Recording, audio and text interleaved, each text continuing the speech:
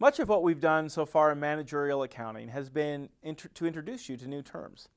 This video will be much of the same because there are important terms we need to understand in order to understand how costs behave and impact decision making. There are two ways costs can behave. They can either be variable or they can be fixed. However, some activities combine both variable and fixed costs. When this happens, we call it mixed costs. Variable costs change in total in direct proportion to changes in volume. As volume increases, total variable costs increase. Fixed costs stay constant in total over a wide range of volume levels. So as volume changes, fixed costs do not. Fixed costs are generally grouped into two categories: committed fixed costs and discretionary fixed costs. Committed fixed costs can't be changed due to past management decisions. An example might be entering into a lease. Discretionary fixed costs usually can be changed, just not in the short run. An example might be advertising expense prepaid for an advertising campaign. Once the campaign is over, management can choose whether or not to continue the expenditure. Mixed costs increase as volume increases, but not in proportion to the change in volume. This is what a variable cost looks like when it's graphed. The movement is upward as volume increases. However, variable cost is fixed or constant per unit.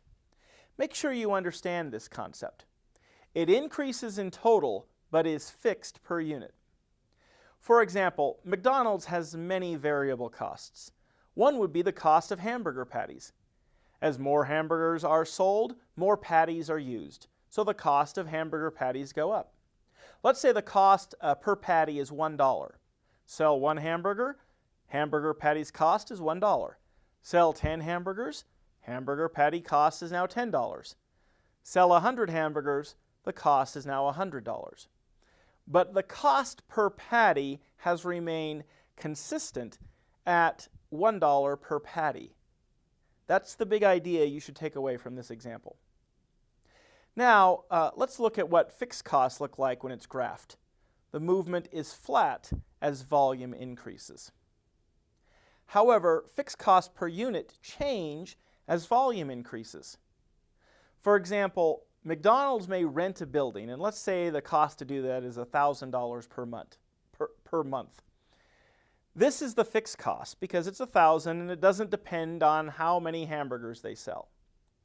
But the rent cost per burger decreases as volume increases.